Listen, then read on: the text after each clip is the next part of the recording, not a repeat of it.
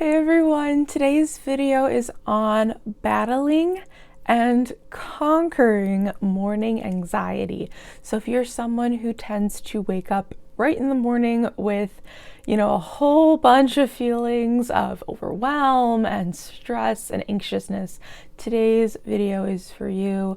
And I just wanted to remind you guys to subscribe to this channel and please interact, leave comments below. Let me know how I can share about my relationship with Jesus in a way that leads you closer to him as well. I truly believe that every relationship with Jesus needs to be founded on love, not fear, not the desire to be perfect or better or anything like that. It should be founded on love, and I want to give that love that Jesus has given me to you. So don't forget to leave a comment below about what you want to hear me talk about next, but today's video is on morning anxiety. When I was in college, high school, I had a hard time falling asleep at night. I always have had sleeping problems because of my bipolar disorder, and I'd wake up in the morning and I'd have dreams of getting everything I needed to get done for the day, getting out of bed, and then I'd wake up and I'd be like, shoot, I'm still in bed. I need to get up. It was stressful for a very, very long time, but something that Jesus has taught me over time is that you only really need to ever focus on the next step. So I always say the Lord's Prayer, Our Father who art in heaven, hallowed be thy name. Thy kingdom come, your will be done on earth as it is in heaven. Give us today our daily bread. And our daily bread is what we need to do for the day. It is our purpose for the day. It is everything God has provided for us to get our purpose done for the day. When you're focusing on doing your daily bread, the best thing is just focusing on what's next. What's that next step? If I'm in bed and I have point G or H to get to, what's point B, C, and D? Get up, get dressed, brush my teeth, wash my face, brush my hair, put a spritz of perfume on. That's what I do. That's what you gotta focus on. Make sure, you're checking the time and you're doing it not too slowly, not too leisurely, but yeah, God is restful, God is patient, and he just wants you to focus on the next step. I struggled for years in school trying to get up, not worry. I really did learn how to not worry and just focus on the next step through my relationship with Jesus. And I think also sometimes we'll wake up and worry about just things that are coming up in life in general. We know Jesus says in the Bible, do not worry about tomorrow, for today has enough troubles of its own. And so really, if you're thinking about things way ahead in the future in the morning, you don't even need to do that. Just focus on the next step. I will say that there are different types of anxiety many of us can feel in the mornings, and I think most of us, it's just worrying about the day ahead, the week ahead, things that we have coming up. But for me personally, as someone who has a hard time with PMDD, bipolar disorder, irregular just anxiety struggles, I will wake up some mornings, no thoughts are racing in my head. I am peaceful. I'm like, good morning, God. How are you today? All of that. And then I feel this deep anxiety. I wake up, I'm feeling a lot of the physical symptoms of anxiety. And of course, my first reaction toward any physical symptoms of anxiety is to pray, because sometimes I'll pray and the anxiety goes away. It might just be an attack, as I start my day.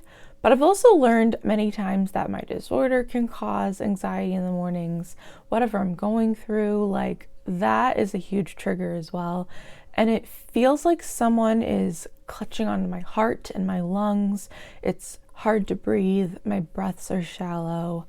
It feels just like an ache in my chest, like someone is just, again, seizing and crushing everything. And in my throat, I can feel it. In my limbs, I can feel it. In my head, I'm try just to take deep breaths. That's really, really difficult to just wake up in the mornings and be like, ow, ow, this is painful, and why am I feeling anxious? Like, what is going on? And like I said, prayer, it's a great tool, but most of the time, if, the anxiety does not go away quickly, I'm not praying for, God, take away my anxiety. I'm saying, God, give me strength to get to the next step. So talking about doing the next step, focusing on the next step, this is what I do in this scenario as well. And I just pray to God, give me the strength to do what's next. And for me, when I wake up in the morning with severe anxiety, the very first thing I do, I have anxiety pills that I take, and the goal is just to take it because I know it's going to help me with that anxiety. God has given me a beautiful tool in modern medicine, in the medication I found, and I just know that's the next step in the morning sometimes is wake up, pray for the strength to just be able to move my body that literally feels paralyzed from anxiety, and just take my anti-anxiety pill. And then if I need to, it kicks in pretty quickly, 15 to 20 minutes later, I will lie there until it kicks in. And then I will get up and start my day. And yeah, I am someone too where if this is happening to me, I've built up a lot of tolerance to it too. For most of us, I think our first instinct is to want the anxiety to leave us, want to pray the anxiety away. But for a lot of us with mental illness who suffer from things that are chemical or physical, we have a specific tolerance, I think, to the anxiety we feel. And there are some mornings where I already have the strength in me, obviously through God as well, but I just get up and I do what I gotta do, and I take my medication and I get out of bed, and I might have that feeling that something is grabbing my chest, that seizing that the anxiety does, where I feel it in my entire body, and I just get up and I trudge through it. It's one of those things that I don't wish on anyone else. Just such a difficult experience to go through, but I will say being able to disconnect your thoughts from what you're feeling physically is really important as well. And I was actually talking to someone last night about this. I was never able to disconnect my thoughts from my emotions when I was just in general therapy, because your therapist says stop thinking anxious thoughts, stop thinking, self-detrimental thoughts or self-loathing thoughts, and you don't know which thoughts to stop because you have no truth to compare anything with. There's no guidebook that a therapist gives every single person and says, think this and don't think this, because we're all different, right? And the world teaches us, we all have our own truth, and some of us can repeat certain phrases and it's helpful to us, and others it's really harmful. So there's no set truth that they give you in therapy that you can compare all your thoughts to.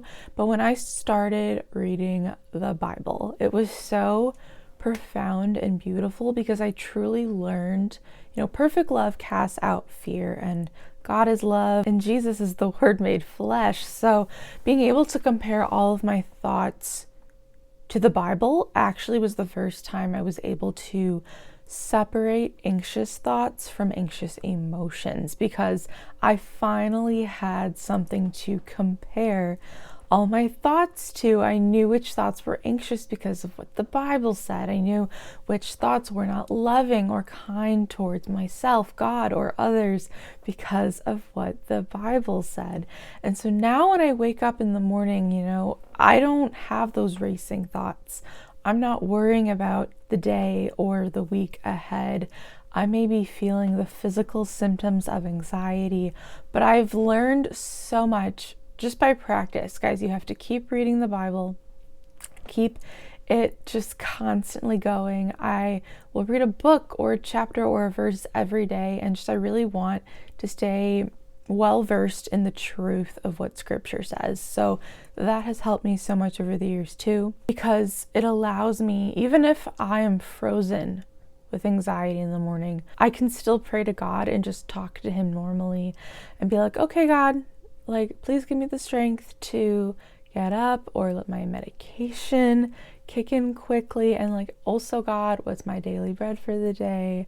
What do you want me to focus on? And again, he's so patient and graceful. It's just focus on the next step, focus on what's next, and then get that done and do the next step. So that's what I've learned about dealing with morning anxiety.